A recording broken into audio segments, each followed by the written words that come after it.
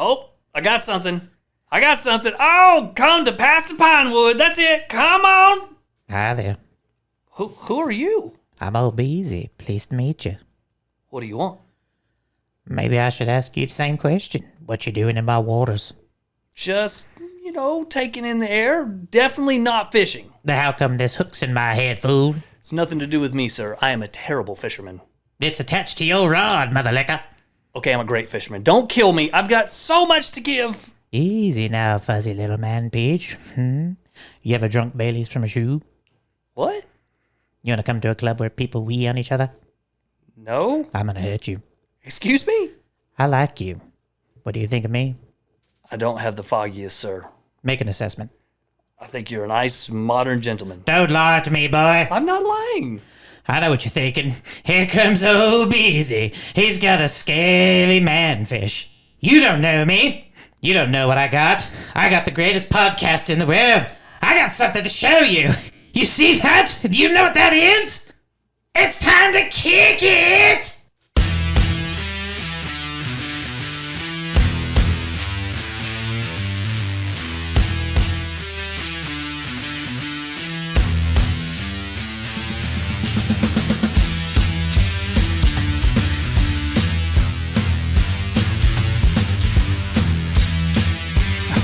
Sorry, guys. Had my microphone muted. Yep, that will happen. Let me start over. Well, a big howdy hell's bells out there to all you fine lads and lasses, and happy Thursday. Welcome to yet another long, busy week to be joyfully interrupted by the scrumptious, titillating, insatiable ear candy that is Fraternize with These Guys. I am your lovable, honorable, and kind-hearted host, Pastor Pinewood, and sitting across the table from me, as always, and gracing us with the exact opposite of everything that I am, Beezy!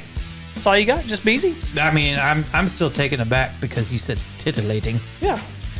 It's a titillating podcast. As my little daughter calls them, they're her pipples. Oh, nice. My pipples are hard.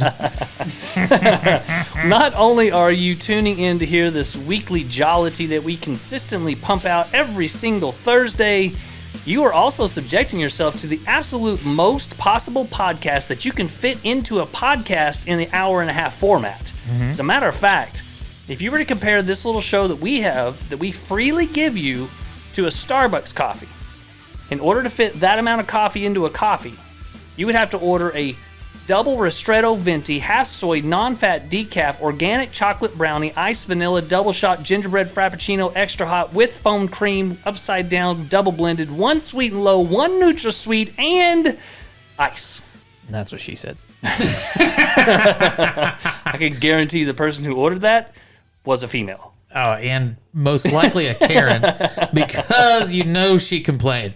I ordered an iced coffee, and you gave it a hot coffee? What's funny is there's conflicting information in there because it says extra hot, and then at the end, they add ice Put to some it. ice on it. So technically, on the record books, that is the longest order at Starbucks that you can order and actually still get a drink. So that's a legit drink? That is a legit Starbucks drink. Dang. It's the longest one. And I worked as a barista for 6 years, bro, in high school and college, and I had no idea what a ristretto was. Well, I don't even know what a ristretto is. It's a short espresso, so it's like half a shot. Well, that's just worthless. Well, you have to only have half a shot so you can fit all that extra crap in there. Too much crap to load in there. You got gingerbread men. I think there's a coffee cake. There's a brownie. There's a brownie. You got one of the biscottis thrown in there. Don't forget your NutraSweet and the Sweet and Low. I mean, you gotta, and then you gotta have half and half. That's right. This one was foamed whipped cream. Oh, foamed whipped cream. I do want to remind everybody that we now have timestamps in our show notes, and so today we've got a lot of stuff. Technical. See, what I tell you about tittillating? That's what titillating means. It means I can't get my T's out. That's what that means. We have the typical flagship and our motto. We have libations, and we have 4 questions. We also have Cinemize with These Guys. Then we have Pastor and the Heathen, and then we got some updates in Ponder. You can find all of those time steps if you would like to take your Fraternize a la carte. Yeah. You can just pick and choose what you want. Put it all together. We a la carte that shit for you. and it costs the same.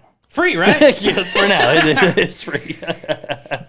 Well, I want to say we do make this happen every week, and it's becoming a little bit more in this season of our life, a little bit more of a struggle.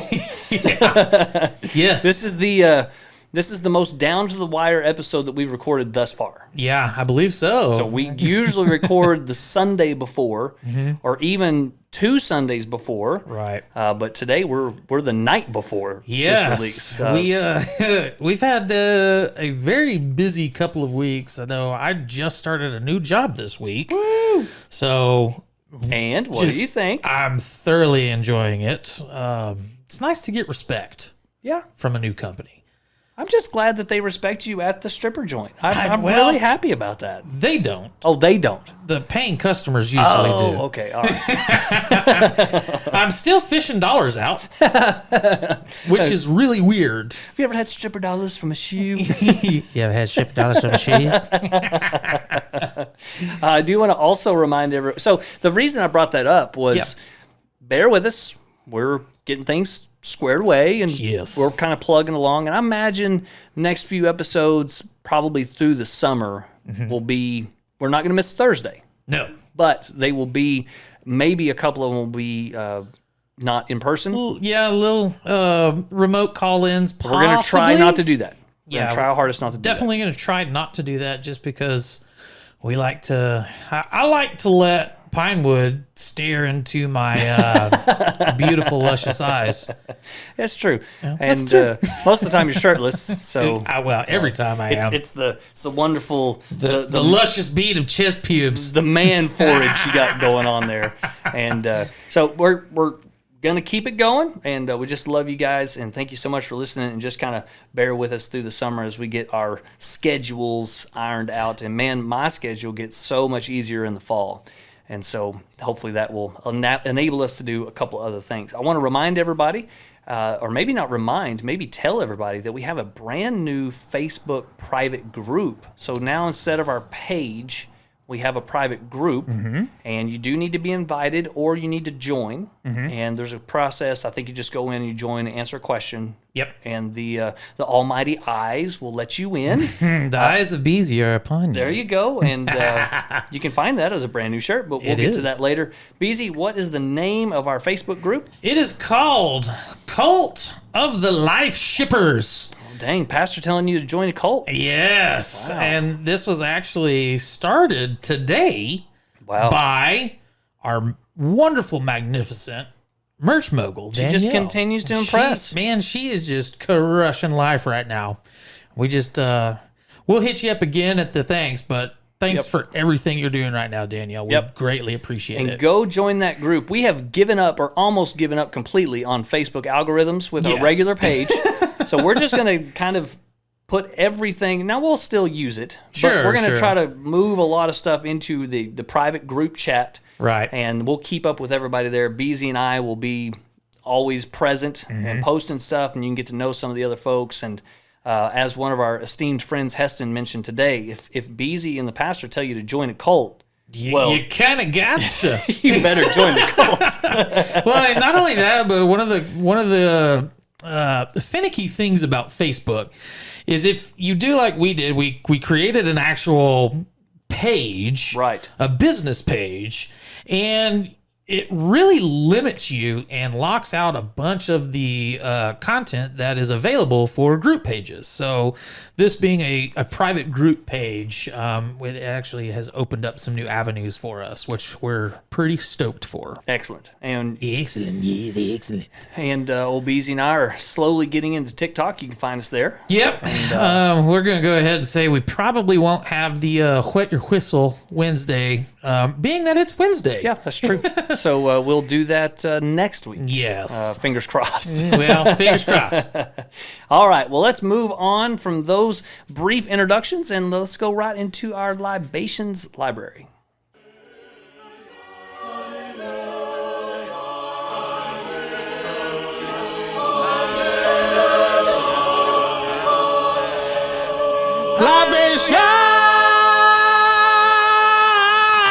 Libations! Woo! Man, Libations, bro. It's my favorite segment. it is mine too. It really is. And I think, I don't know if, I don't know if people who take it a la carte, if they come here just for this. I know 2 of my friends say that they quit listening after Libations. After Libations?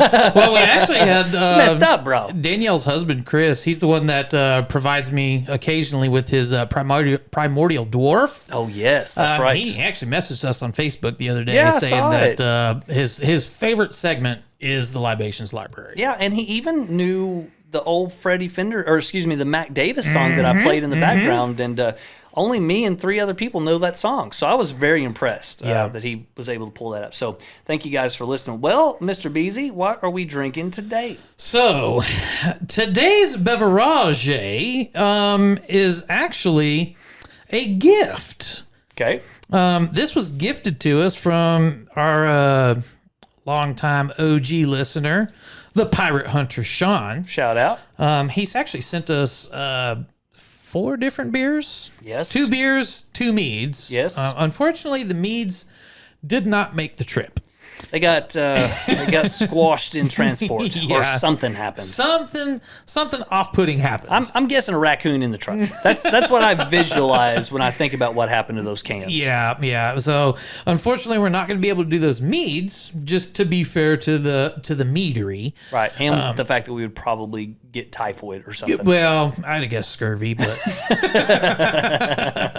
so anyways, this is coming in from Pirate Hunter Sean, and it is from the Frog Alley Brewing Company, and it is the 1903 Vienna Lager. Nice. On their website, if you want to check them out, it's Frog Alley Brewing. It's FROGALLEY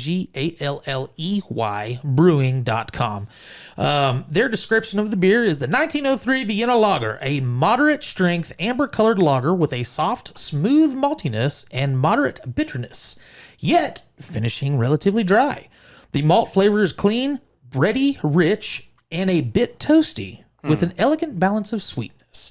It is a 5.5 ABU, and it has a 16 on the IBU scale. ABV. Did I say that again? Nope, you're good. Just so you didn't confuse anybody. I think you said ABV, but it sounded like ABVU. Yeah, I probably did. Anyway. I'm dyslexic, so that'll happen when I'm reading. This is one of the lighter alcohol content beers that we've had. Sure. But for a lager, it's typical. Yeah. And I will say, just going in before we get started, I'm not a fan of lagers. Yeah, I agree. But I found a few that I like, so maybe this will be one. We'll see. I mean, when I think of lager, I think of American lagers. Right. The banquets of beers. That's right. And the old red can. the Blue ribbon special. Yeah, so not just an overly huge fan, but this is a Vienna lager. Right. And this is another one, I think this is 2 weeks in a row, where we have not tasted this brew before we do it live. So going in a little blind. Should be interesting. All right, well, you ready, my friend? Let's pop them. Let's crack her open.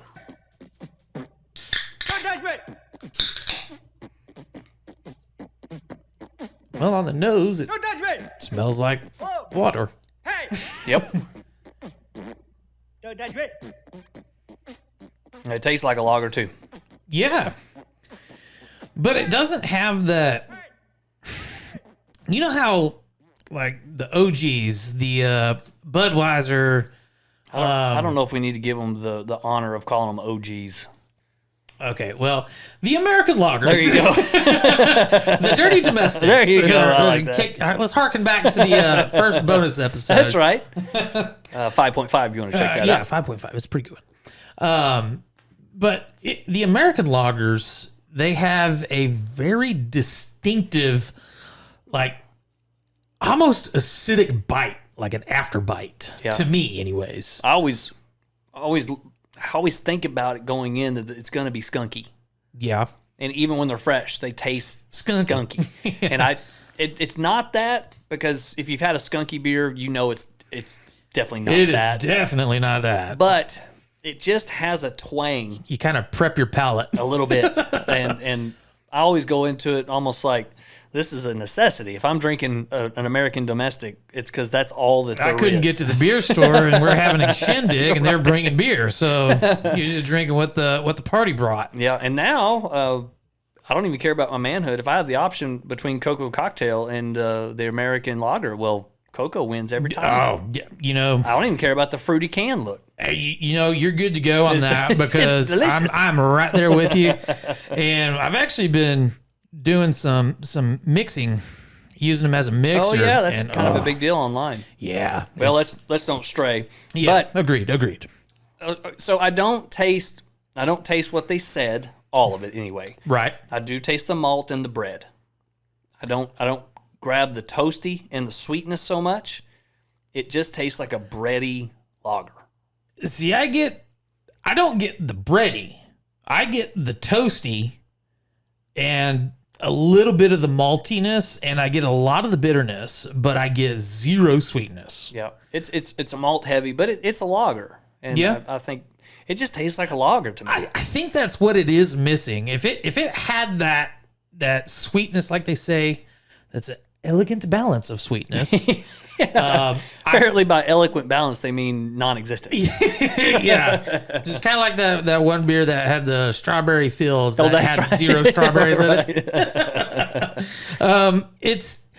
I feel like it's missing just a tinge of sweetness. Maybe so. And like I said, to me, it just tastes like a run-of-the-mill lager. Now, I will say it's cleaner or maybe crisper than the domestics. Yeah, I agree. So if I was going to choose between them and this one, definitely this one. Oh yeah, hands down. This is easily going to be picked over the big dirty domestics. Yep. Easily. I would want to drink this as cold as possible, Yes. and probably a half and done for me. Just Yeah. not. It's definitely they come in 6-packs. Okay. And no, I take that back. I'm sorry. They come in a 4-pack.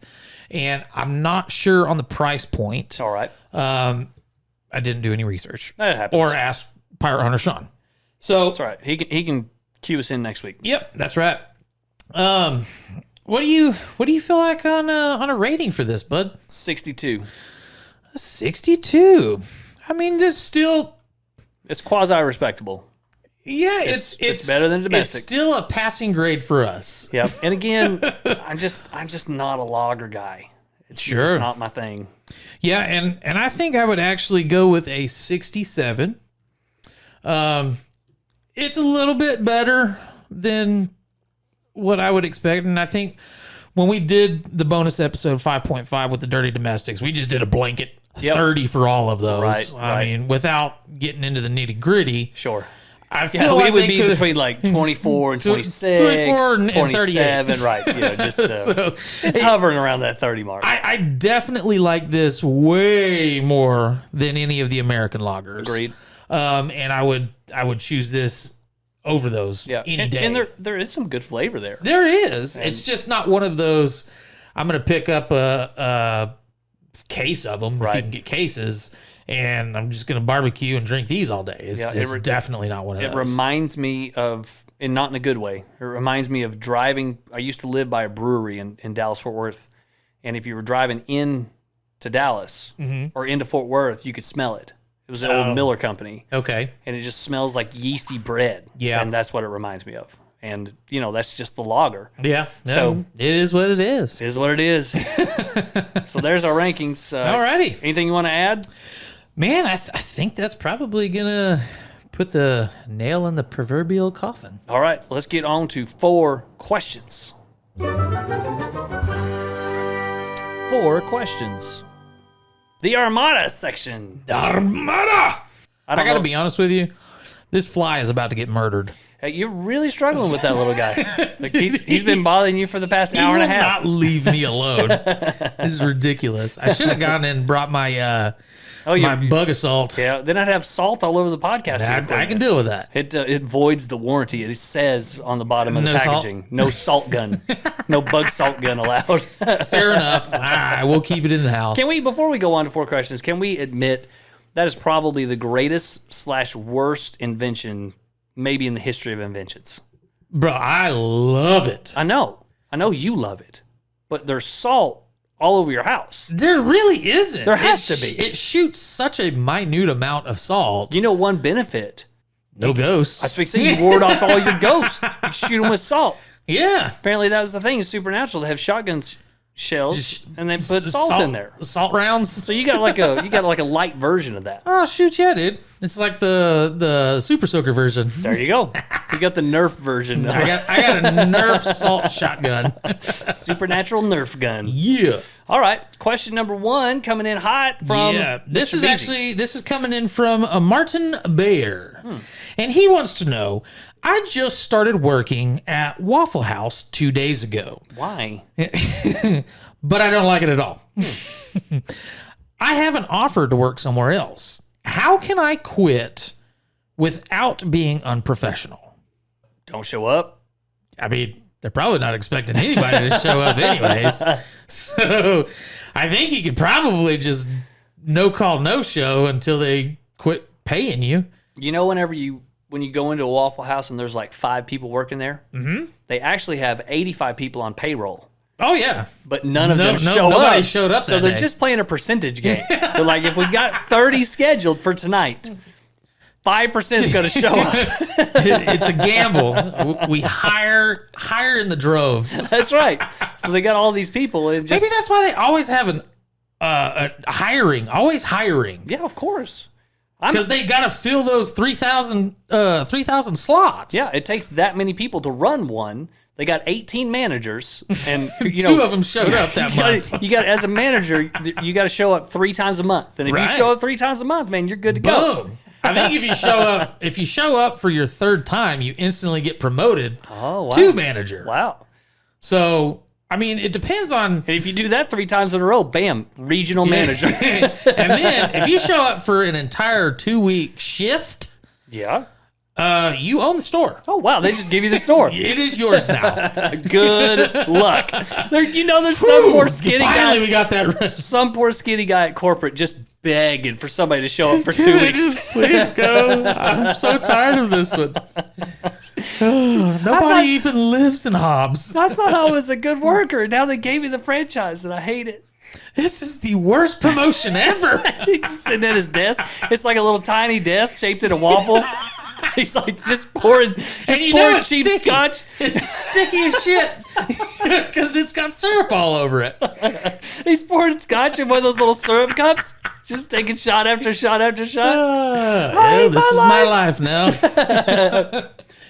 Luckily, I smoked like a freight train. Oh, that's right. That's right. Because I think most of you can still smoke in the restaurant. How crazy is that? That's the one thing that they do got going for them. I guess if you're a smoker. Well, I mean, that's fair, but What population, what percentage is still smoking?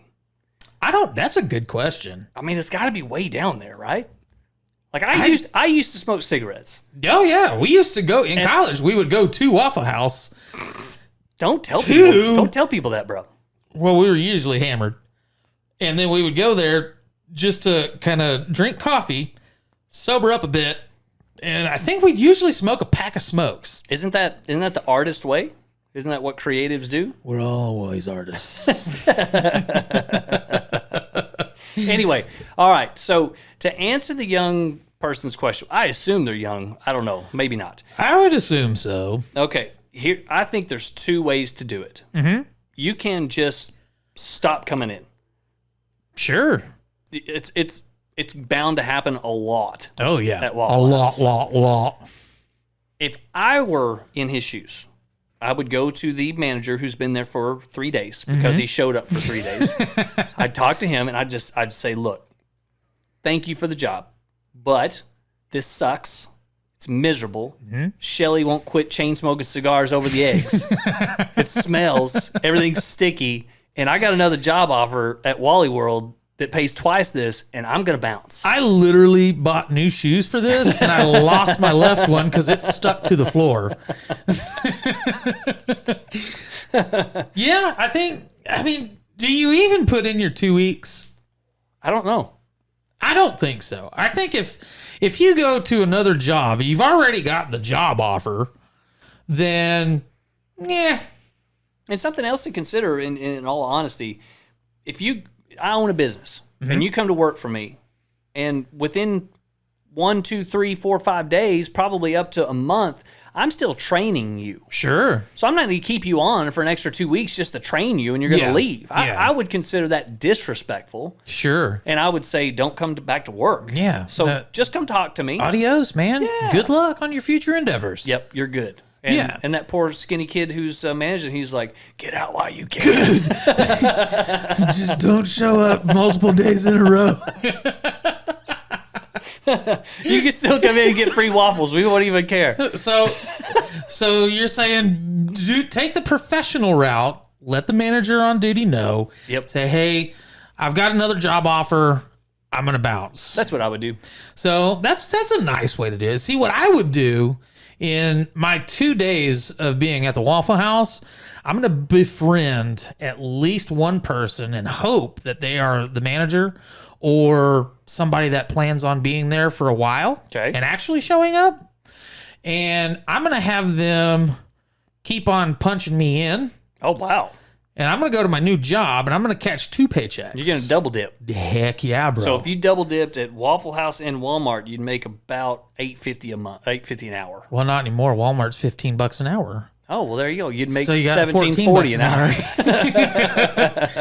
hour. I don't know, man.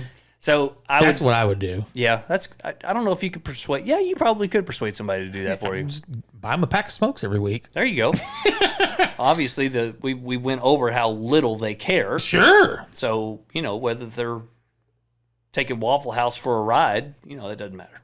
Most of them probably are anyways. So it's true. Bethany. She been there since she was 16. She's about 78 now. Well, she looks 78. She's really only 22, but she's had like 14 raises. She's making $9 an hour. Heck yeah, brother. But she doesn't even smoke, but it's all the secondhand smoke aged her. Gotcha. And, she'd definitely be like, yeah, I don't even like this place either. You can go ahead. I'll give me your punch-ins. I'll get you.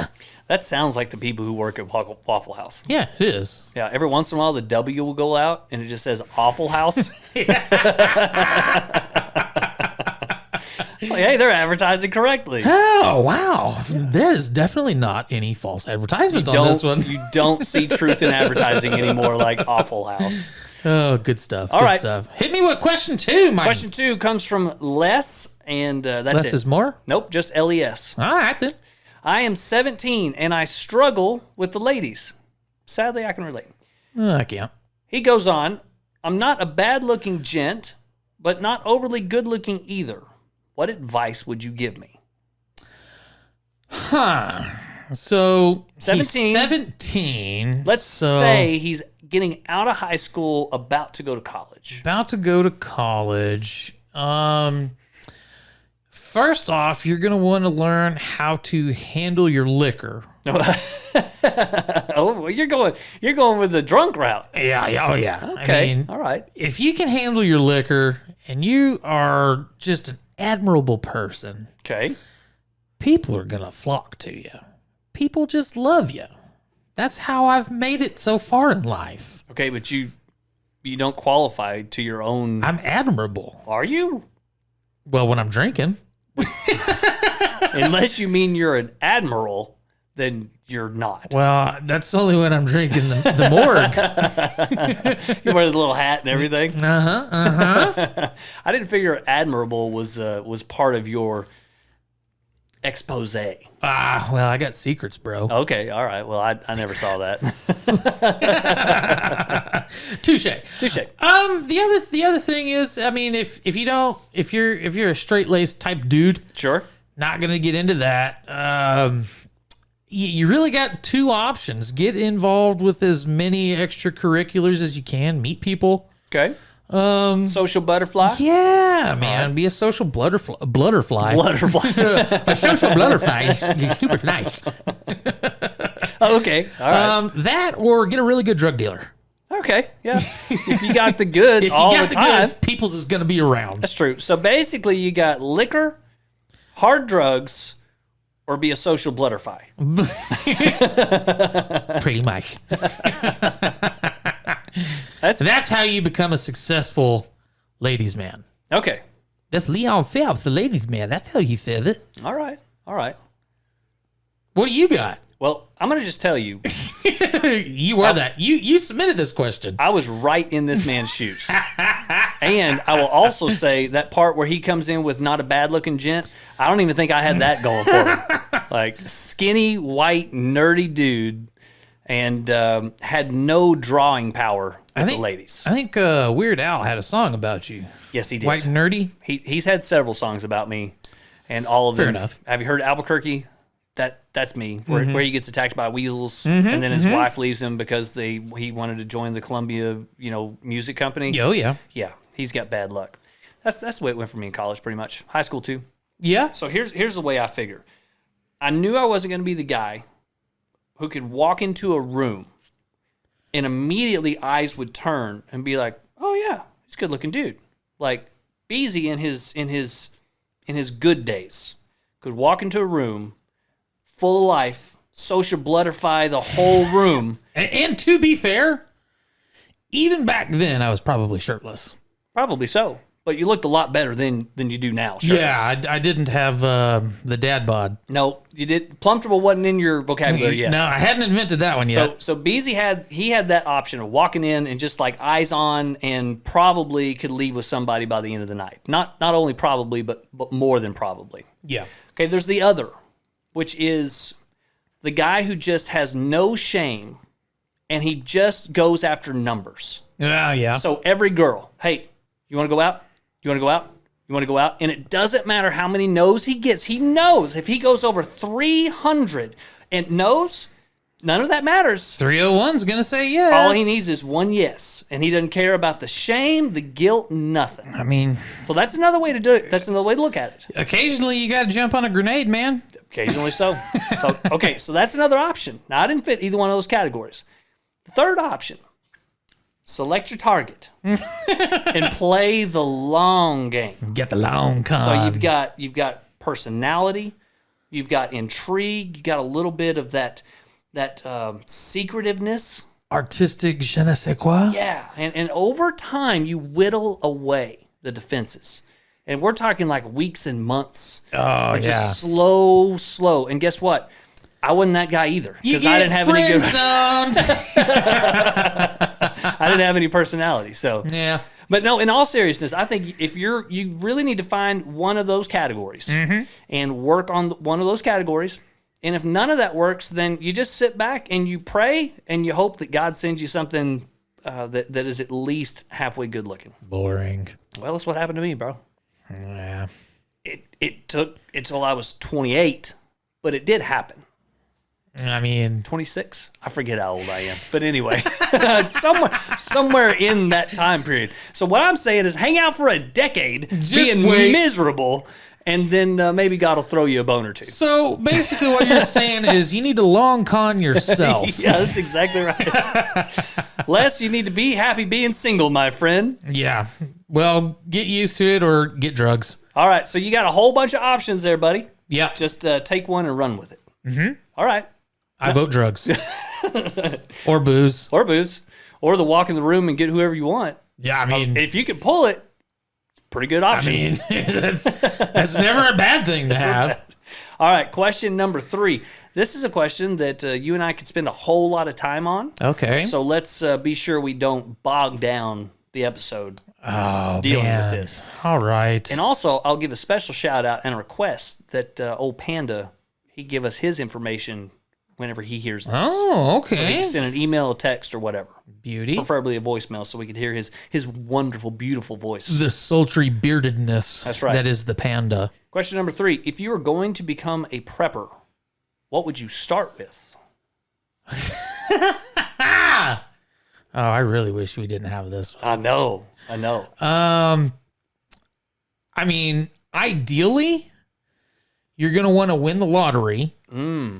That's gonna expedite quite a few things. Okay. So you're gonna start with money. Yeah. Oh, dude, you have to. Okay. If you want to be the best prepper out there, have a shit ton of money. All right. Because the bulk of that money is going to be dumped into stockpiling ammo and weapons. You can't eat ammo and weapons. Yeah, well, a good prepper has it. Well, I know, but You that's not can first. yeah, it is. Is it? Because once you have all of that, everything else that you acquire is protected. Okay. So Well, how?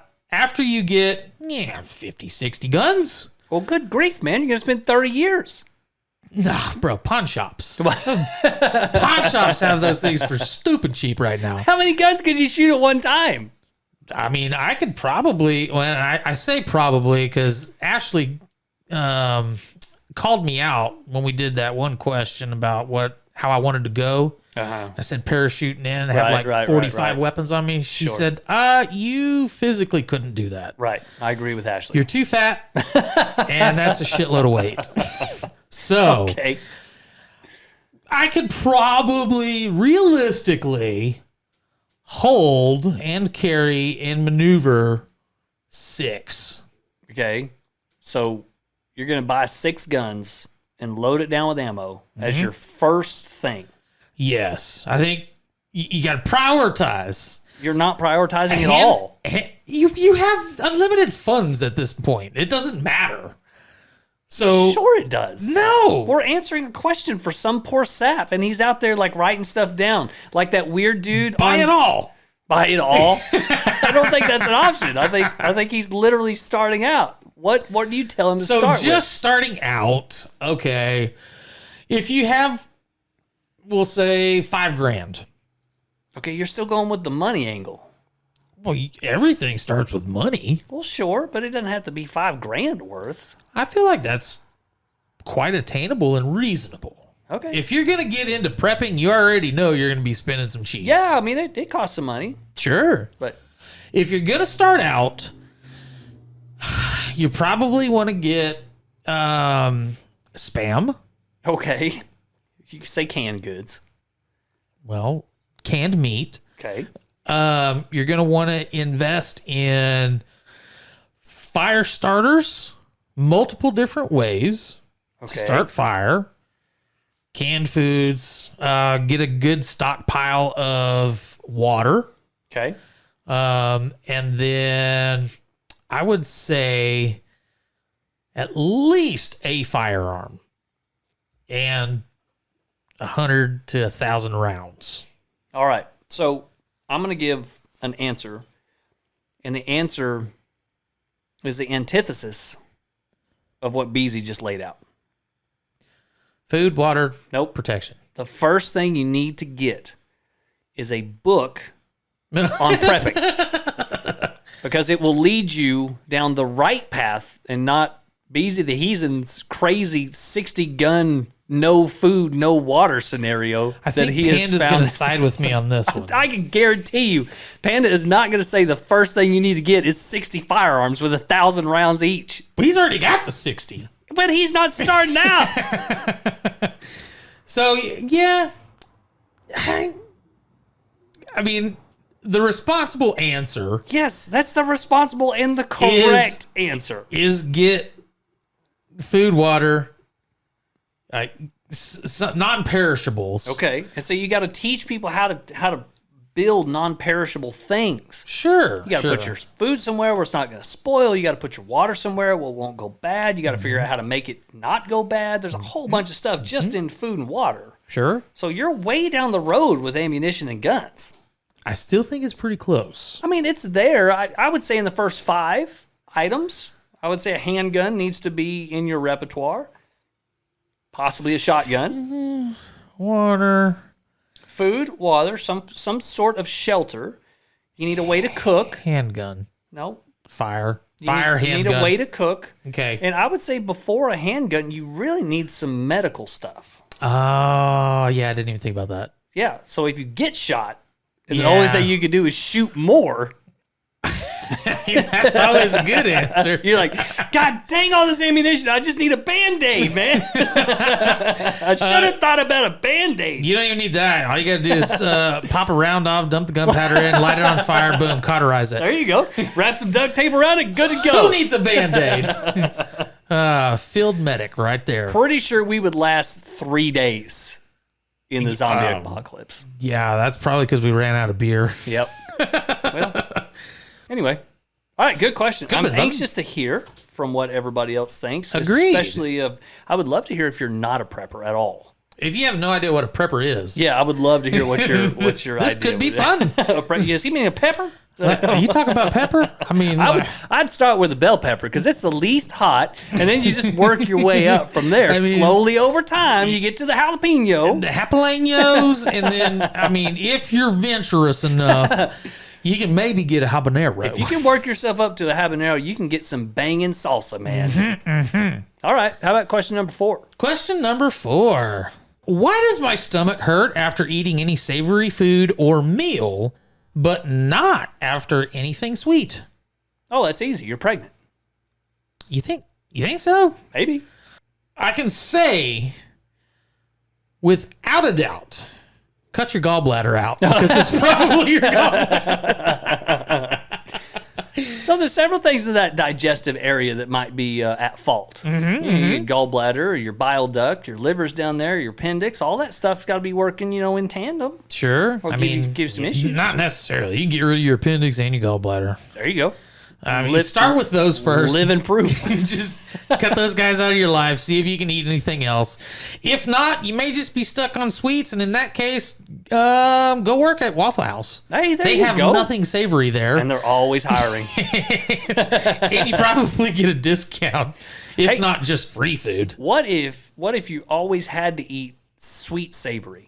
So if you're gonna have sausage, you always had to have like maple syrup sausage? on. Yeah, like always to balance that out so your stomach didn't hurt. That was your superpower. That wouldn't be terrible. You had to eat balanced foods. Would that be counterbalanced foods? This beer would not suffice. No sweetness. Oh God, I'm gonna have to dump a couple packets of Sweet and Low in this beer. It's rough. Giving me a really tough tummy. I would say go see your doctor. Yeah, well, yeah. First and foremost, go see a doctor. They'll be able Let to them know. pinpoint some of that. Hopefully, Yeah, probably gonna palpate your belly. maybe. You probably got something inflamed, Oh, I got you. and I think it's called palpate. What is that? It's when they kind of thump it, not thump it, but like tap it? When they tap it, Little taparoo. Just give it a little tap, tap, taparoo. Just a happy little. I didn't even know they actually did that. I don't know that was a real thing. oh yeah, Really? it most certainly is. When I had the diagnosis for my appendix and my gallbladder, Sure. they go to tapping, and I about pooed myself. Interesting. When he hit my appendix. Okay. All right. Interesting. Okay. Well, go let the doctor tap on you, and they could probably point you in the right direction. If you poo, you're probably getting something cut out. Ooh. Yeah. All right. So, goal: take a pregnancy test. Yeah. Go to the doctor. Don't poo in the doctor's office. If all else fails, go to work at the Waffle House. You're going with the Waffle House. Worst case scenario: go work at Waffle House with old Ethel, and you'll be right as rain. Yeah. And you'll be dead by 55, so it won't matter anyway. If the secondhand smoke don't get you, the food will. All right. Great 4 questions. Send us your answers if you have any thoughtful ideas for 4 questions. And also, you can send us your questions. Yes. We will give our beloved expertise to whatever question ails you. And we know you've got questions that are just needing to be answered. And we have answers that will have no bearing to your life whatsoever. Yeah, most certainly. But we will make fun of you. Hopefully. Oh, I can guarantee you're going to make fun of you. Let's get into a little Cinemize with these guys. Hi, Tim.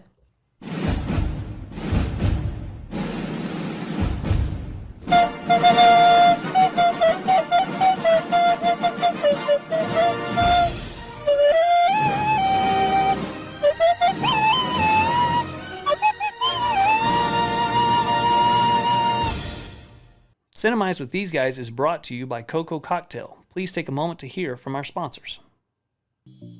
Hey, Pywan, what you drinking? Well, I felt like something a little fruity, so I got me a mango IPA. Get that crap out of here! Hey, bro, what the French, man? You gotta give this cocoa cocktail a try. What is it, a cocoa connection? Nah, bro, come on. It's Cocoa Cocktail. It's the newest craze in the seltzer game.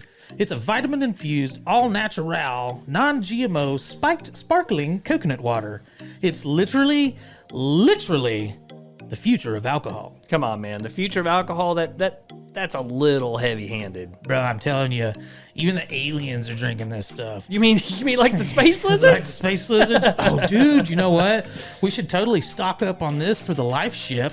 Ooh. I mean, the people are going to want a sweet, tasty beverage. But we got to give the people what they want. Got to give them the best, bro. Well, Hellfire, you won me over. Let me try that thing. Well, dang, son, that's delicious. I don't know why you had to use all those highfalutin flowery words, but that key lime seltzer speaks for itself. Well, I tell you what's even better. All of our listeners get a banging discount when they order on Coco Cocktail's website. Well, shoot, man, what's that website? That website is www.cocococktail.com. That is COCOCOCKTAIL.com. And enter promo code FWTG7 when you order an 8-pack and FWTG12 when you order a 24-pack. Do I get that discount when I order? I mean, so long as you use the promo codes, I don't see why you wouldn't. Do you think Coco Cocktails would send me that koozie? Yeah, that's going to be a hard no, bro. Coco Cocktail is an alcoholic beverage, and you must be 21 years old to enjoy, and please drink responsibly. Now get on them interwebs and order you some, you plumpable some bitches, and cheers to your health. Today's Cinemized question is pretty fun. Okay. It is one that I thoroughly enjoy Okay. and enjoyed. I did as well, but I did not come up with near the amount that you did. I literally had to cut myself off because I could have gone for quite a while on Okay, this one. all right. So today's Cinemized question is movies that sound dirty but actually aren't. Okay, all right. I would say there's a few, and I like I said, I came up with like two. Right off the you might as bat. well just get yours out of the way. So I came up, so immediately in my juvenile brain, my sophomoric brain, I was like, Freddie gets fingered, or Freddie got fingered. That was the first thing. I mean, and it came up like, boom, instant. And there's nothing, I say there's nothing dirty about that movie. There is a little bit, but it has nothing to do with what it sounds like. Sure. That was all I said. And then Tit for Tat. That sounds like an old movie. It's an old movie. Yeah. And that was about all I came up with. Oh boy, you sorely disappoint. All right, well, sorry about that. It is okay. You are forgiven. Beezy will protect this. All right. Okay, let's start out with Chitty Chitty Bang Bang. Not only does that sound risque, if you just come across that title, like Chitty Chitty Bang Bang, that sounds like a porno. Isn't that like a kid's movie? It is. It's actually a really good movie. But the star actor in the movie, Dick Van Dyke. So you got a double whammy. Just double entendre. Okay. I mean, Free Willy. All right. How do you not go with Free Willy? I think it's because Free Willy is like a time-honored, cutesy, like feel-good movie, and never in my brain would I connect that good movie with actually freeing your willy. Yeah, I'm gonna walk around. I'm gonna flash some folk. Free Willy.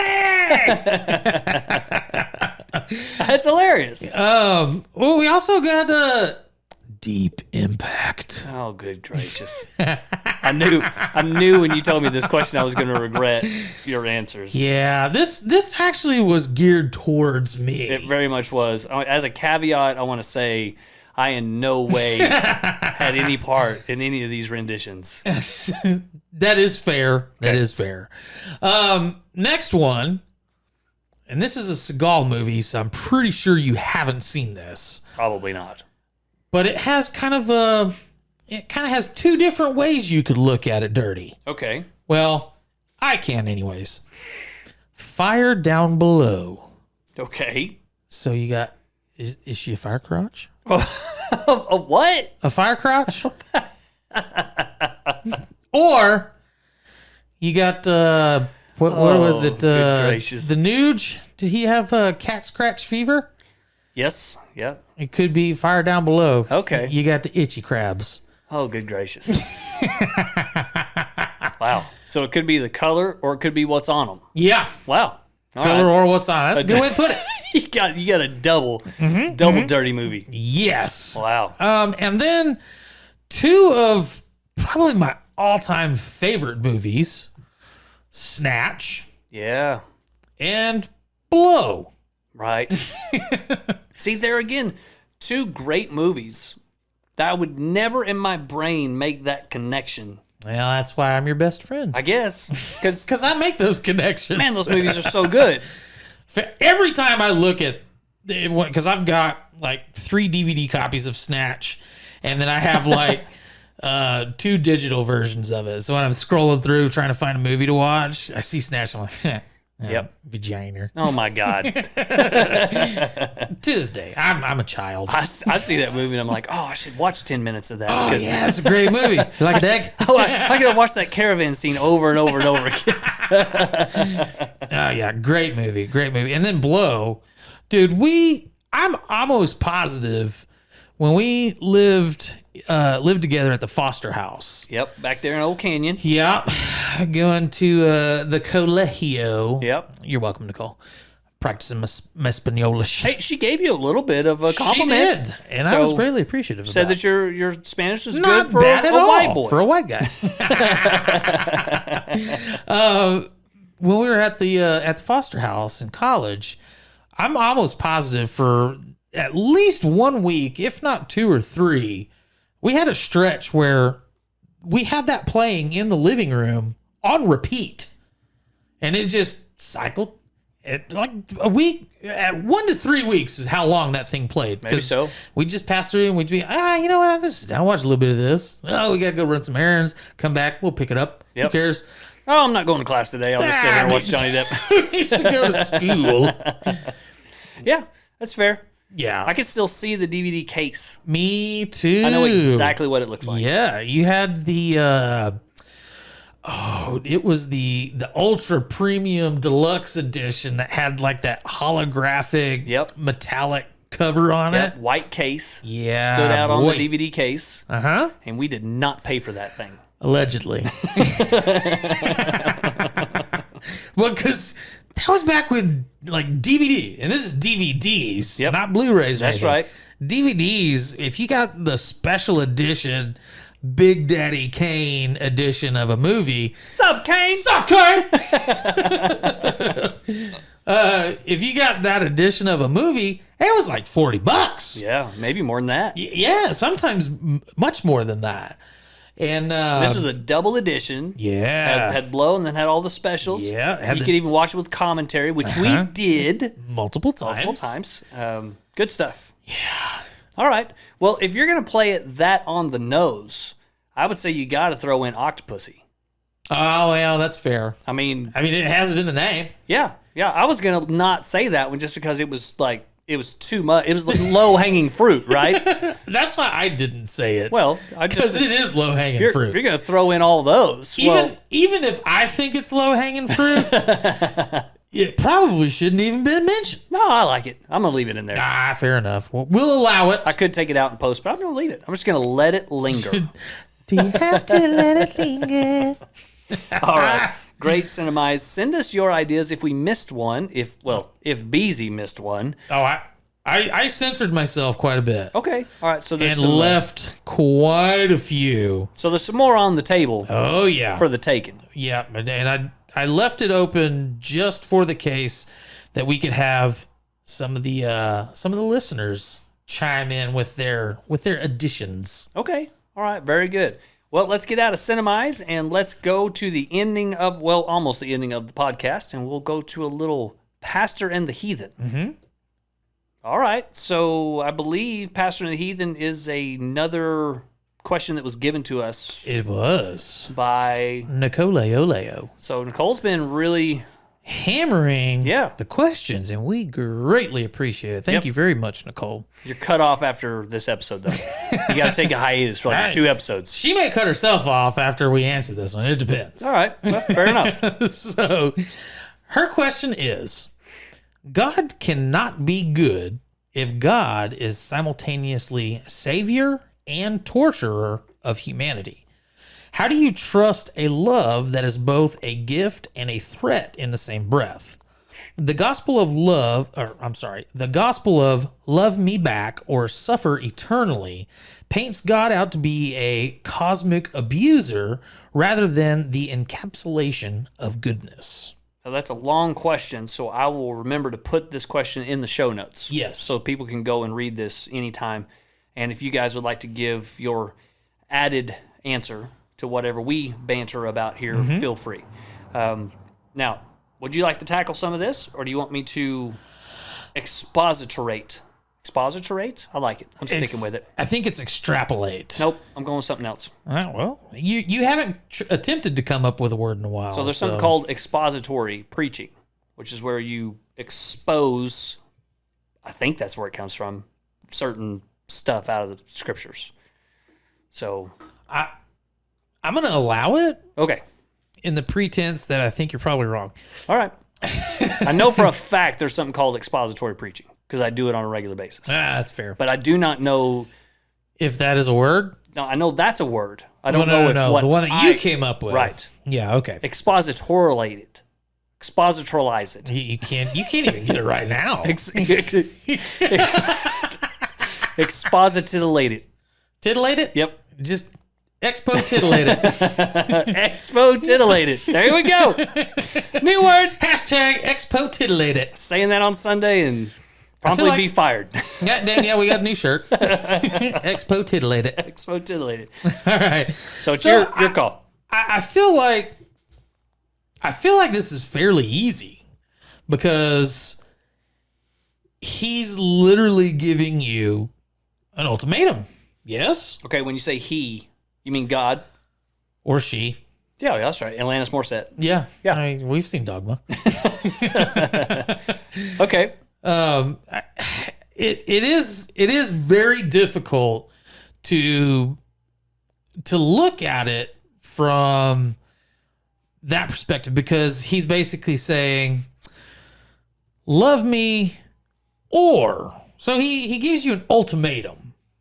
Okay. I mean, is that fair to say? Well, in this particular supposition, yes. So he's bringing this preconceived idea of what the gospel is into this question. And that's going to be my answer, is to unravel his viewpoint of the gospel, because it's a false viewpoint in my mind. And in my opinion. But, I mean... I'm going to answer his questions. It does say, and I'm paraphrasing. Well, yes, we know. Anytime you quote anything out of Scripture, we know it's paraphrased. Usually radically so. This is a BZ parification. Okay. Love me or. Love me or, right? Love me or else. Or else. Okay. I mean, yeah, that's a fair way to say it because so I guess he allowed Lucifer to fall. Yeah, that's the crux of the issue. So really, to get to this question, I don't know why I said question like that. I need to get to the question. I was thinking the Craig Ferguson way of saying it. The question. A question. It's a Scottish I thing. need to get to the question. To get to the question, you have to explain why we have evil. Because that's the kicker. If God is good and there is evil, which we believe, well, we have to get to why there is evil. Now, your typical quote-unquote Christian belief is that there was an angel, Lucifer. He was the highest angel, and he fell. And when I say fell, he became prideful. He rebelled against God, fell from heaven, so sinned. Should have had a life alert. Yes, he should have. Or should have had a ticket to the life ship. He would have been fine. Yeah, agreed. Fell from heaven, took a third of the angels with him. And now we have Satan and his demons, and we have God and his angels. So we have good and evil. Humanity is now stuck in the middle of this good and evil. And because we chose, via the female, to listen to the snake, we have subjected ourselves to an evil-ridden world.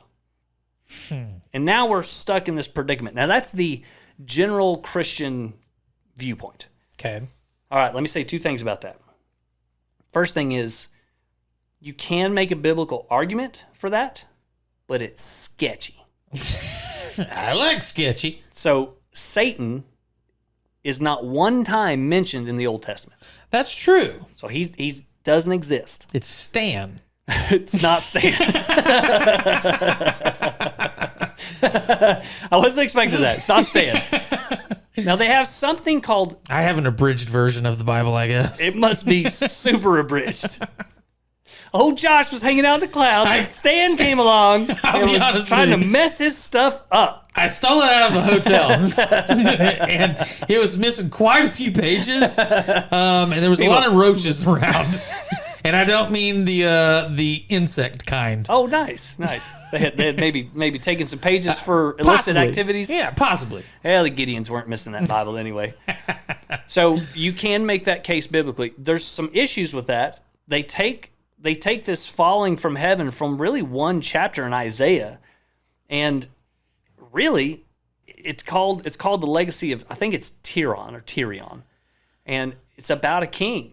And it is allegorical, but it might just be about some dude. And we've taken this and we've made this theology around Satan. So you're meaning like the entire Bible has also been just the giant game of phone book? I would say, or what is it? Yeah, telephone Phone so book. some of the Old Testament, I would say for sure. I know for a fact that a lot of pastors will disagree with me, but the creation story through Noah, through Jacob, Abraham, Jacob, that lineage, I would say the majority of that, even leading up to Moses, is not to be taken literal. That it didn't happen on a literal timeline. So, very nice parables. Right. Or I prefer allegory because parables mean something a little bit different scripturally. But there's two creation stories in Genesis. There's Genesis 1 and there's Genesis 3. And they're totally different. They're different accounts. One's called the priestly account and one is called the Yahwist account. And they describe different creations. And the reason I believe is that you have an original creation, which might have been millions of years in the works, telling the story of mankind. And then you have the very real issue of the Israelite people, the beginnings of the Israelite people. And they have to deal with evil in some way. Mm-hmm. There's no getting around the fact that there's evil in the world, right? No, that's fair. Okay, so you have good and you have evil. And we have to deal with how we face that. And the gospel account says that there's good and evil. If you choose good, God gives you a life vest. And if you take that life vest, you're safe. And if you don't take that life vest, well, you're left in your evilness. I don't consider that an ultimatum. I mean, technically it is, though. No, because if you're on a basically sinking ship. He's dangling. No, listen. If you're on a sinking ship and somebody gives you a spot on the lifeboat, and you choose, now is that an ultimatum? I guess technically speaking, yeah, it is. So because he's basically saying, here, you want eternal life? I have the antidote. Right. All you gotta do. Well, just believe. Or you can just burn. I guess that's the other option.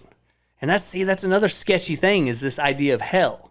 Hell's not really mentioned in Scripture. That's fair. Just twice in the New Testament. The rest of the times it's Sheol or Hades. It's a different thing. See, this is one of the problems with Christianity, like modern Christianity, is we've done this fire and brimstone thing, and we've made hell this place where it's really more Milton than it is Scripture. Right. And so we've created this big bad boogeyman in Satan, and we've done the ultimatum. Sure. The pastors. Because it was literally created by Dante's Inferno is kind of what spurred the entire hell. The imagery of hell is all Dante. And we're talking, 1,300 years after Christ. And that's a lot of telephone. It's a lot of telephone. Now, that's another topic for another time. So I don't consider it an ultimatum. So let me answer the questions just real quick, and then you can weigh in. How do you trust a love that is both a gift and a threat? It's not. In my opinion, it's not. He's always been good, will continue to be good. We have to deal with evil in some way, so that's his answer. Whether you choose to accept that answer or not, that's up to you. I don't think that it's a gift and a threat. And the gospel, love me back or suffer eternally, I think is a false gospel. To answer, how do you trust a love that is both a gift and a threat? Yep. I can't answer because I do believe that it is kind of a gift and a threat. Okay. Because if you look at it, like I've said on different occasions, I've got this if. Right? So, I mean, if the if is pretty nasty, I mean, technically, it is considered a threat or an ultimatum. But he's not sending you there. You're already there. He's giving you a way out. I mean, it's not like he's holding you on a precipice and saying, take it or else. You're already there. You're already burning. You're already worldly. You're already in your sin. A heathen? Yeah. You're already a heathen. And he's given you the way out, even in your sin. So your predicament's already set.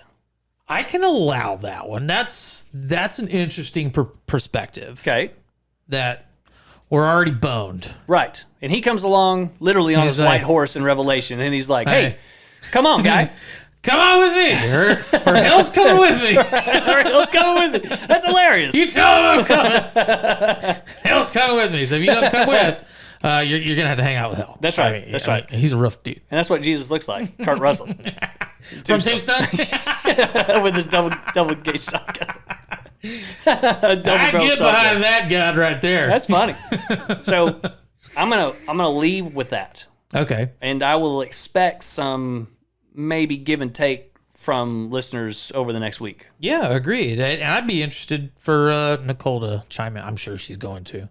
Yeah, she might. She might. Nicole's very educated, and she's a wonderful circular thinker, and not in a bad way. Sure. She goes around, she sees all sides, and she comes back to where she's at. And I think it's a positive way to look at things where you're not stuck with blinders on. Sure. Well, and that's what's wrong with most of society now.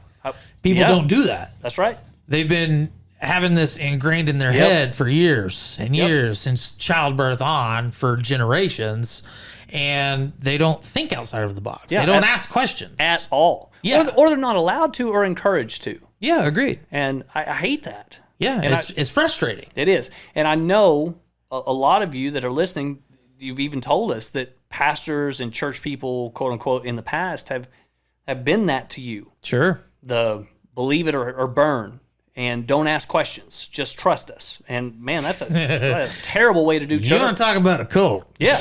Yeah, we're getting into cult territory pretty quick. Pretty quick. Mm-hmm. All right. So send us some information. Let us know what you think. And, yes. Man, I like that question a whole bunch. That was a great one. Thank All you right. very much, Nicole. Let's get on to some Thank You Blinders.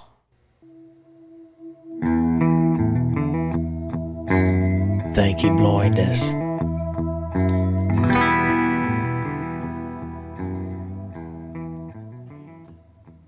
Nailed it. Got it, Coach. It's about time. Yeah. And I'm smoking a great cigar, a Monte Cristo Classic Series from old Pirate Hunter. Yeah. Sent us some cigars along with those beers. Yep. Thanks, bro. Touche, sir. It's a good cigar. All right. I'm going to let you go first so I can continue to get this lit. Fair enough. All right. Make sure you mute that because we already did the thing. Okay. My Thinky Blender for the Pinewood. I'm very interested to see how you play this one. What do you secretly judge people for? You sure you wouldn't open that can of worms? Yep. Gosh. So I asked it. Forgive me, Lord. But a lot of stuff. Fair. You're human. A lot of stuff. And I do wrestle with myself quite often. I'm like, oh, shouldn't Shouldn't be so judgy. You shouldn't be so maybe analytical's the better term. Okay. But let's just take for instance today. Okay. So I got up early and excuse me. worked all day until 4:30. I know that's not all day for somebody, but pastors only work on we only work on Sunday. And so for me, I trust me. I know. I give you grief about that all the time. me working 2 or 3 hours a day, that's a full day. For sure. So, no, but in all seriousness, worked most of the day, and then I had to come to Lubbock. So I mowed some friends' lot. It was a pretty big lot. So I got done. It's hot, sweaty. Sure. I got to go home. So I need to gas up the truck before I go. So I put gas in the truck, and I filled it, and I just need a receipt. Just please give me a receipt. What does it say on the little thing when I ask for a receipt? Go see cashier. Go see the cashier. Oh, my Lanta. Well, I need it. So I go inside. I'm already in a hurry. I'm hot. I'm tired. And there's a line. There's one person working. Of course there is. So I've already judged the fact that they didn't put tape in the machine. I've already judged now that they only have one person working. I've judged that there's a line, and so therefore everybody in front of me are jerks. Yeah. They're probably not. They're probably very nice, sweet people. Well, they're probably pissed off too. Probably so. But that's, anyway. So I've already made 4 or 5 judgments just walking into the place. And then this poor old lady is crippled and bending over the counter and, can barely stand up. And she's got a 6-pack of beer and she's buying lottery tickets. Oh, and of that's course, she's got $20 and she's picking out her lotto tickets. And she doesn't want multiples of the same one. Oh yeah, I gotta have this $1. I gotta have this $1. I And gotta have this $1. I swear, at one point she said, "I just want the purple one back there." She doesn't even want to know what it is. Oh it's just the purple one. So in that one instance today, I made like 6 judgments. That's fair. Yeah, it was rough. I tell you what, when you were, because I talked to you and you're heading this direction, I had to pop into the convenience store, which they need to relabel those things as inconvenience stores. Yeah. Because those things are not convenient. Not all the time. That is true. Most of the time. I guarantee you, I'd say at least 70% of the time that I go into one, I leave pissed. And they're lucky I don't carry. Right. But I went in, same situation. I didn't gas up, but I went in and there was a line. And it's typical, but they usually have 2 or 3 of the registers open. So it kind of moves things along. Sure. One person. Right. One person at the register, and she's been there for a while. Quite notorious. Super negative Nancy. Oh, wow. Yeah. Just a lovely blossoming character. Yes. And then the guy in front of me, finally he gets up there and he does the same thing. Lottery tickets. Oh my. Ooh. Those are the bane of my existence in a convenience store. Order that shit online. Or have a designated line for it. Or like United, the grocery store here, Yes. and Walmart's. Yep. They have vending machines. Yep. Do that shit there. Right. Get out of the line. You're holding people up. I'm with you. And then he proceeds to scratch it Wow. At the counter. at the register to have her scan it to see if it Dang. won. Wow. And I was like, oh, hell no. Now, wait. Can you have them scan it without scratching? Is that possible? So I think so. Wow. Because she said, oh, you need to scratch this. Oh. And so I don't know. He didn't scratch the entire ticket off. I know that for a fact. Because it was like a $10 sheet. It was a huge sheet. And he just scratched off something. Yep. And then she goes, okay, scanned it. Weird. All right, you ain't win. Okay. Wow. And right then, if I was a mage, fireball, done. You're a wizard. Oh, yeah, you're a wizard. Okay. People buying lottery tickets Yeah. deserve their own level in hell. Right. All right. And- So, go ahead. Oh, I was gonna say, I can go on this for a while. Yeah, I know. Let's dial it in and maybe like top 3. Just to dial it in, poor driving etiquette is another one. Okay. If you're in the fast lane, To be fair, you're a crazy driver. I do 8 to 10% over the posted speed limit everywhere. Yeah, but it's how you get there that concerns me. I don't understand. I know you don't understand, but I'm telling you that's the concern. It's not the end speed that you arrive at. It's how you get to the I end have speed. a perfect driving record. I'm not questioning that. I'm just saying whenever I'm driving with you, when I'm riding with you, I gotta have my hand on the bar. On the shit bar? Yep. I feel it's unnecessary. And my fake brake foot, it's going all the time. Well, you don't need it. I'm an excellent driver. Yeah, that's right. I mean, on paper, you're a pretty good driver. But on paper, I'm one of the best drivers. you're one of the drivers that drive me bananas on the road. That's fair, but I still do over the posted, under ticket limit. Okay. Which is playing the odds there. Which is the way it should be. Yeah, that's at least posted. Okay. If you're in the fast lane and you're 10 to 20 under, fireball. All right. Boom. All Done. Right. So you're gonna just kill folks on the freeway. I mean, if I could. Yep. If I was a mage. Yep. Most certainly. All right. Anything else? Yeah, just rude people. Right. Cashier at the inconvenience store. Right. For sure. Is one of them. If I say hello or I hold the door, I expect a thank you. Okay. I can see that. If I don't get one, fireball. Okay. I'm not necessarily judging that person. But I am judging their character hard. I'm aggravated at that person, not necessarily judging. Now I'm judging the lottery folks because look, any way you slice it, it's a tax on the poor. Oh, for sure. Rich people, most middle class folks, they're not playing the lottery. It's the poor people that are paying the lottery. Anyway, that's another rant for another time. Sure. Okay. Other than that, when it comes to actually judging, not just being aggravated with people, but actually judging people, piety. I don't even know what that means. When people are overly pious just for the point of being pious. So when I say pious, I mean goody two shoes. So have you ever hung out with a real quote unquote religious fella? Uh-huh. And I don't mean like a spiritual dude. I mean like a religious Southern Baptist. Or, I can't drink. Oh no. You drink? You drink? I don't know that we can hang out anymore. You put poison in your body? I can't go to your kid's birthday party because I think there's going to be alcohol. Fireball. I'm not kidding. When I was a youth pastor, we threw a party for this kid. His mom had been killed in a car accident.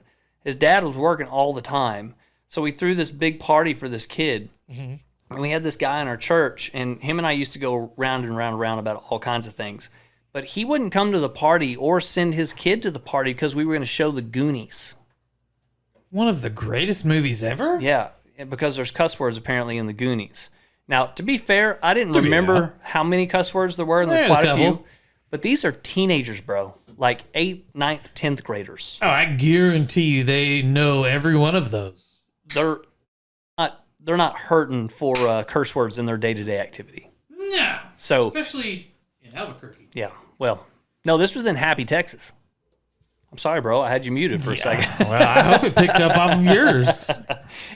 So I wasn't in Albuquerque. I was in Happy, Texas, of all places. But anyway, so not a very happy place. Yep. Stupid money mistakes, making me late for stupid reasons, and pious folks. Okay. I'm going to stick with that. They deserve a fireball. Yeah.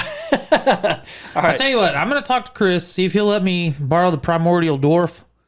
And if it can teach me how to cast fireball, you just put me on retainer. Okay. And I'll call you up. Yeah. Dude, I'm going to fireball the shit out of some stuff. Man, if you had a dwarf that could get you 3 hours north like that, this podcast would be a lot better. Like a little teleporter? Yep. Real quick. I'll work on it. All Let's right. see if we can make it happen. Thank you, Blender. Number 2 from old Pinewood to Beezy. Oh, I forget. That was just mine. Yeah, bro. We're running along. Nice. It's all right. If you had the option to go to any store in America to purchase one firearm with 1,000 rounds of ammunition, money's no object. The only caveat is it has to be a legal firearm in the United States. What would you buy? And it has to be a like a chain or? No, it could be any store. It just can't be. It has to be legal for a civilian to own, and not any of the special stamps. I mean, just over-the-counter firearm to buy. Money's no option. Right. And it has to be at a store. It can't be online. Sure. Even if it's a legal deal. Yes, that's fine. I feel like online would be the way to go. All right. And I couldn't even begin to tell you where. I would have to spend a considerable amount of time talking to Panda. Yep, that's right. to get his way in on that. Okay.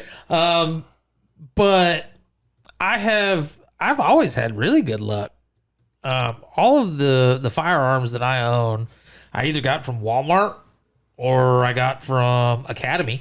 Okay. And every one of them is held up several thousand rounds through the majority of them.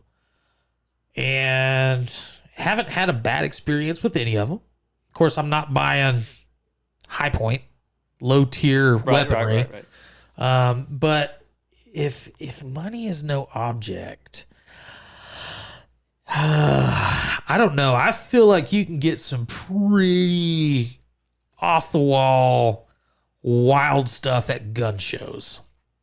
I know the last gun show that I went to, there was a guy that had like a $12,000 Lapua, completely decked out. Right.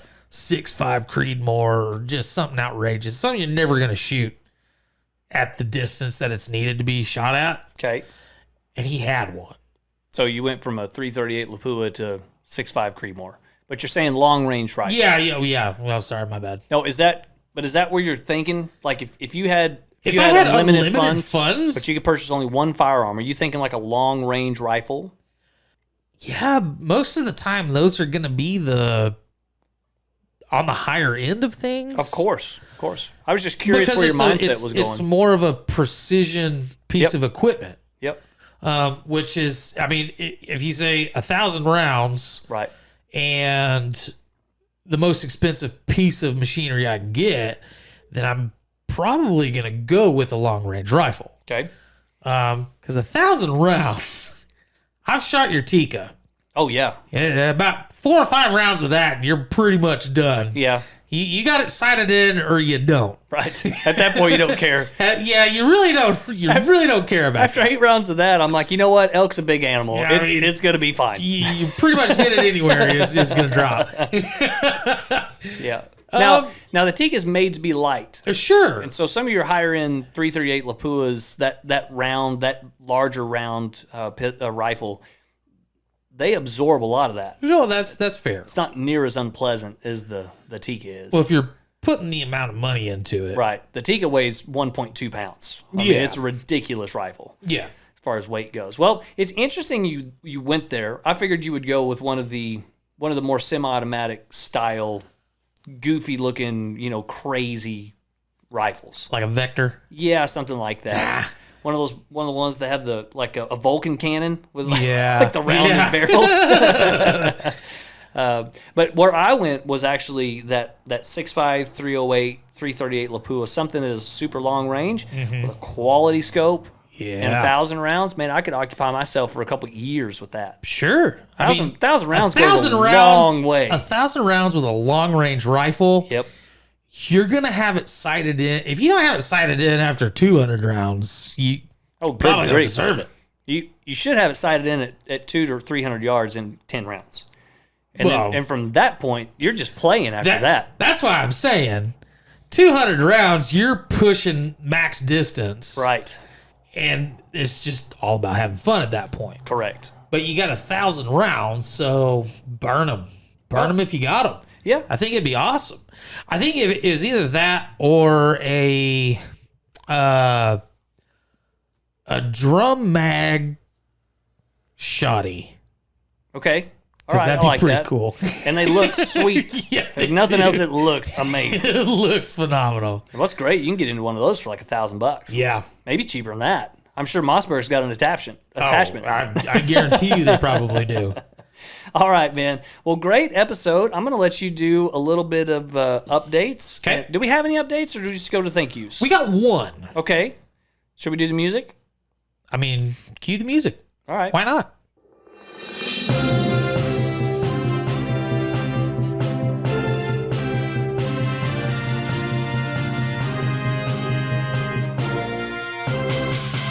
I've got a news update for you today. You guys send us some stuff. We need more updates. If we're going to do that grandiose update music, we need to have more than one update. To be fair, we have sprinkled a couple of them in throughout the episode. That's true. All right, let's hear it. This one is pretty legit. Okay. It comes in from the Pirate Hunter. All right. And this is playing off of last week's episode about the babies. Okay. Yep. The terrible baby names. Right. So Sean goes to say he actually knew a gentleman whose name was Harold. Okay. He went by Harry. All right. Do you want to guess where this goes? Nope. You can guess last name? Nope. His last name was Anus. Anus. No, it wasn't. Harry Anus. No, it wasn't. There's no way. I mean, Harold Anus? No. No, you don't think so? I'm gonna need some card carrying proof on this. I show you Harry Anus. No, you jerk. That gets you up at 3 o'clock. I'm gonna need you with nail polish. Oh no! No, bro. I'm gonna need to see a license. I do feel like that's fair. It's more than fair. I have never come across a man with or anybody with a last name of Anus. Any spelling. In any way have I ever seen that or heard of that before in my life. You know what's even funnier about that? Hang on. And if that is your last name and your parents named you Harold. God bless your parents. I don't. You know, the whole point was what would make you hate your parents? I'd kind of give them a little bit of respect on that. Touche. Called your kid the old Harry Anus. Oh, gracious. Yeah, it's pretty awesome. I truly hope. And we played the updates music for that? Why wouldn't you? Oh, God. How do you pass that up? Here I am trying to make this more professional all the time, and we got Harry Anus coming in for our update segment. Well, see, that's why our podcast is going to be successful eventually, is because you work on the professionalism and I work on destroying that. Well, I hope that the Little Old Church ladies have stopped listening like maybe 35 minutes ago. That'd been great. That would be great. Well, let's get to some thank yous, and then we will ponder this. Okay, so for the thank yous, we've actually mentioned them a couple of times this episode. First off, we want to thank Nicole. She's crushing some answers and questions, and we really do appreciate that. Anybody that submits questions, we appreciate everything y'all are doing. Yep. You're definitely helping us rock and roll through some episodes. Next, we want to thank Danielle, Merch Mogul. Merch Mogul. She literally handcrafted 3 new shirts. They just dropped in the store yesterday. That's right. If you want to check those out, www.fwtgpodcast.com/store. And I ordered mine today. Yes. Got some for me and the wife. They're pretty legit. So we got the 3 new shirts. We have, I'll get to it on Saturday. Okay. Then we have the Pinewood Provides, Nice. which is pretty awesome. Yep. I really They're like all that great shirt. shirts, for sure. And then the Eyes of Beezy are upon us. Not what you think. No, definitely not. Definitely not. You have to go check it out. You definitely want to go check out the website, read the descriptions. There's a lot of really cool materials that have been dumped into these shirts for the crafting of them. Right. We also want to thank our wives. The wives are steel. This is what, 33? 32. 32. Well, 33 total. Okay, there you go. I guess 34 total. We got 2 bonus. Yeah. So 34 total episodes. It's a lot of travel, a lot of time. Yes. A lot of recording time. And they have allowed us to Yep. continue. To continue! It also means a lot of baby time without the Beezy in the house. Which is probably for the better. Well, I don't know about all that. Probably resents the crap out of you, but, you know. She's too young. She's not making memories yet. You deal with that whenever you're 50. Yeah, right on. But no, that's pretty much what we're gonna roll with today on the thank yous. All right, man. Are you ready for a little ponder this, and we'll get out of here? Do we All right. ponder this? If I had $1 for every time I didn't know what was going on, I'd be like, why am I always getting all of this money?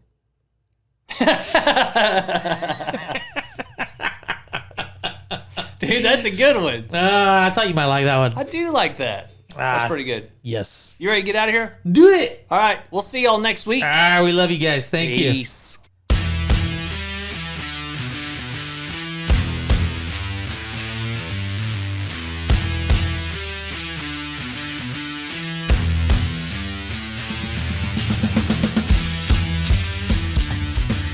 Okay, Pinewood.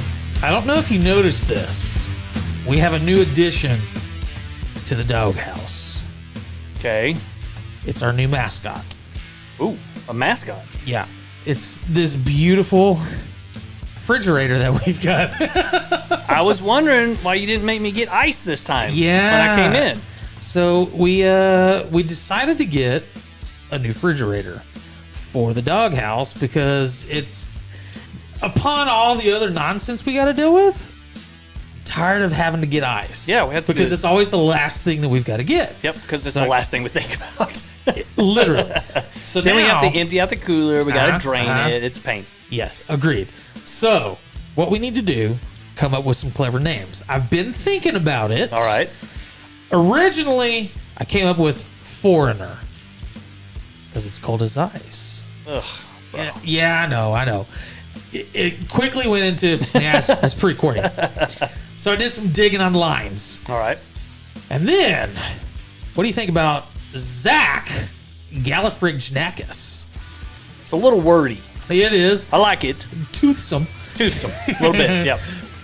What about Cold Case Files? Oh, I like that. I do. I like that. It is nice. And then I think I have settled upon the one that you're going to thoroughly enjoy. Okay. Winter's Still Here. That's it. Sold. I love that. Nice. I Take love back to probably episode 5, 4 Probably or 5. 4 through 10-ish. So that moment is my favorite in our podcasting history so far. You need to get more favorite moments. Is that what we're going with? For now, All right. why don't we take it to the fans? See if they got anything they want to suggest as a name for the fridge. Send us AKA the suggestions. new mascot.